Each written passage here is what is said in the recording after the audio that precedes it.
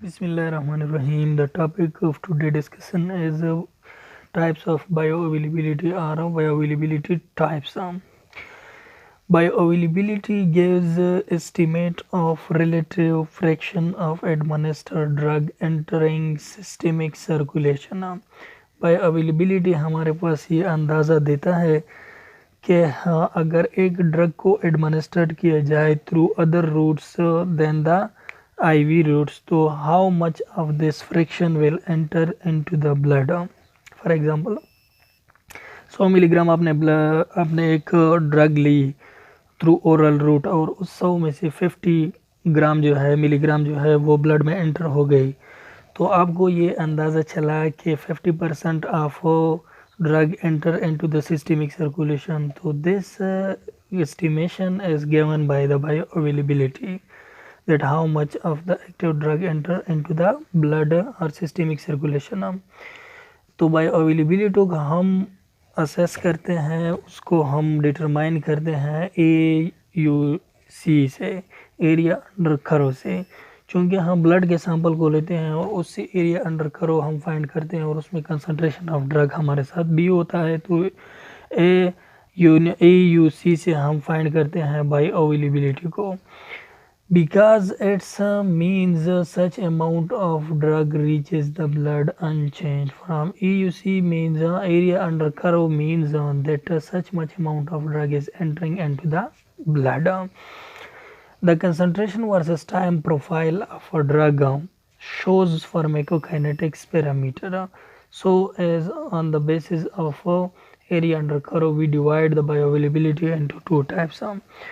तो मुख्तलिफ़ टाइम पर मुख्तलिफ़ किस्म कंसंट्रेशन होती है ब्लड के अंदर. अगर हम एरिया अंडर करो पे चेक करते हैं तो मुख्तलिफ़ टाइम पे अगर हम सैंपल ले लें तो उसमें ड्रग की कंसंट्रेशन मुख्तलिफ़ होती है और एक वक्त आ जाता है कि ड्रग की कंसंट्रेशन ब्लड में एक्सट्रीम लेवल पर हो जाती है, फिर बाद में कम होती जाती है और at last complete drug eliminate होता है.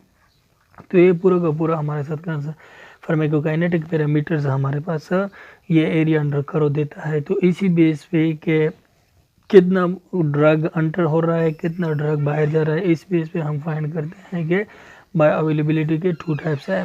तो पहला जो है वो है absolute bioavailability. Absolute bioavailability means it is a comparison of bioavailability between two different dosage forms. The word dosage forms it is comparison that bioavailability of active drug in systemic circulation followed by the extravascular administration. एक drug है कि उसको आप लेते हैं extravascular administration से, systemic circulation में वो पहुंच जाती है और उसके एक्टिव इंग्रेडिएंट्स आपने फाइंड कर लिए, अमाउंट ऑफ एक्टिव ड्रग आपने फाइंड कर दिया. फॉर एग्जांपल आपने ओरली एक ड्रग लिया और फिर वो बाद में चला गया ब्लड में, आपने उसका amount of concentration find किया through area under curve, and then you take the same dose and administered that drug, and you say you get the same drug and administered the drug through the IV route, and then you find that how much amount of concentration is present in the blood.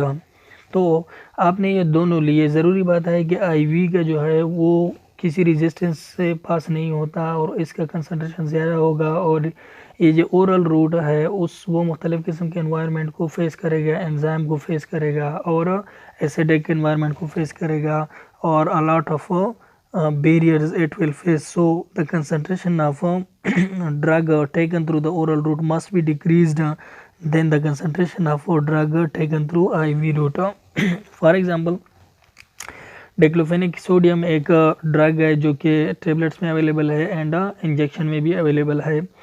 आपने tablet लिया और concentration find की blood में, तो किस तरह find की, area under करो से आपने एक मशीन के थ्रू से मुख्तलिफ़ कंसंट्रेशन मुख्तलिफ़ टाइम पर लिया और फिर बाद में वो से एक ग्राफ बनाया.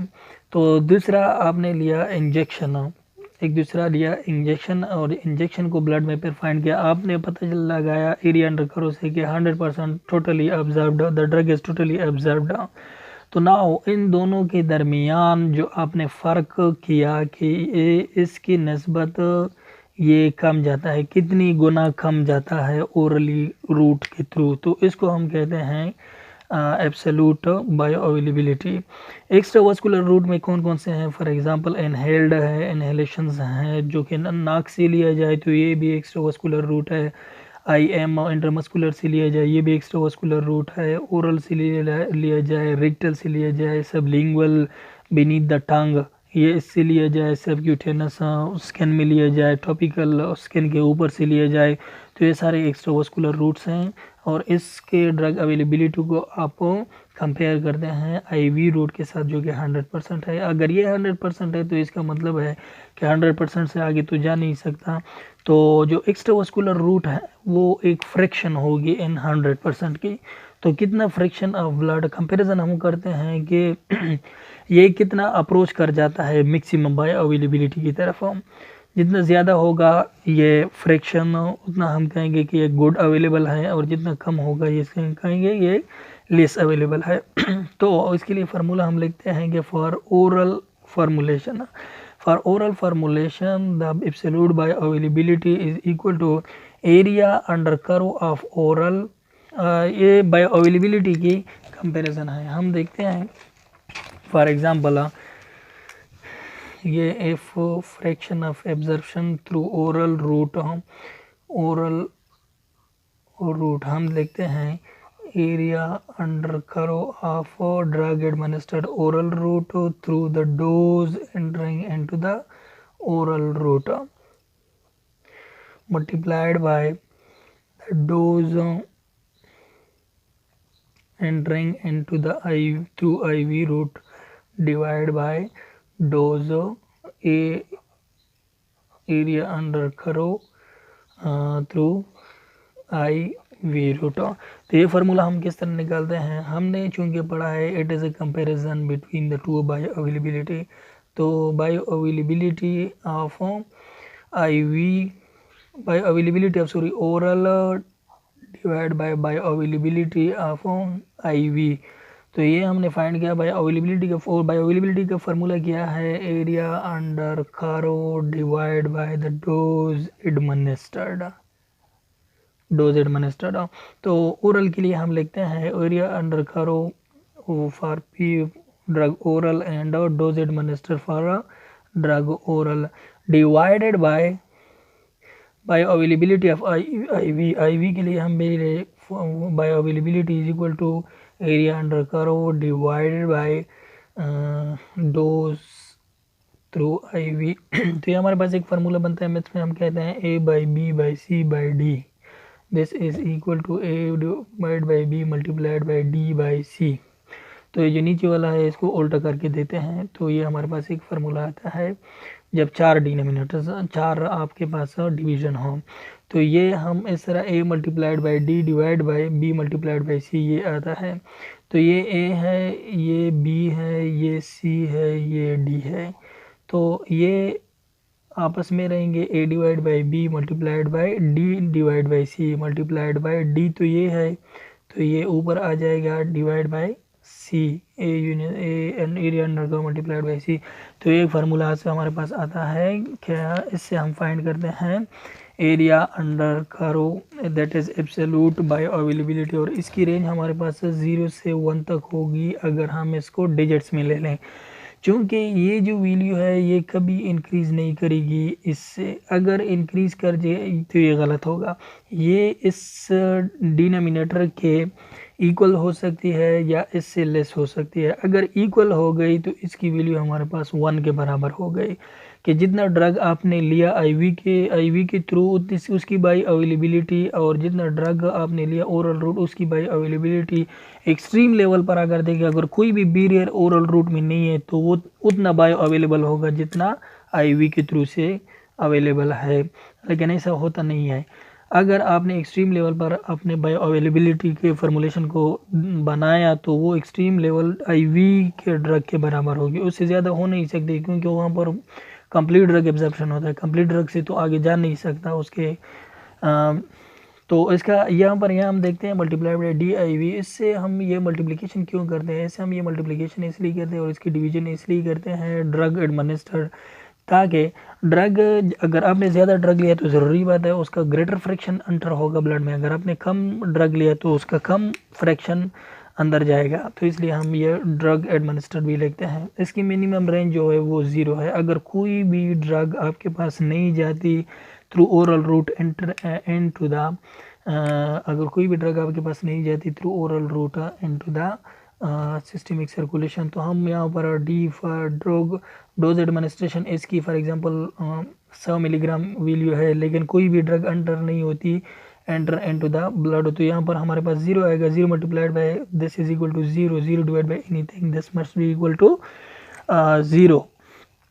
1 कहाँ पर आएगा अगर ये कंप्लीट एब्जॉर्प्शन होती है, और इसी तरह से ये जो बायो अवेलेबिलिटी है वो इक्वल हो जाती है ओरल रूट के तरह से। तो एफ एब्जॉर्प्शन ये हमारे पास क्या है, F fraction of dose absorb that is expressed and percentage, ये हमारे पास अगर इसको ये तो हमारे पास एक डिजिट देता है, लेकिन इसको अगर मल्टीप्लाई किया जाए 100 के साथ तो ये हमारे पास परसेंटेज में आता है। Area under curve P O, this determines the bio availability of drug taken through the oral route, and DIV, this dose administered through the IV route.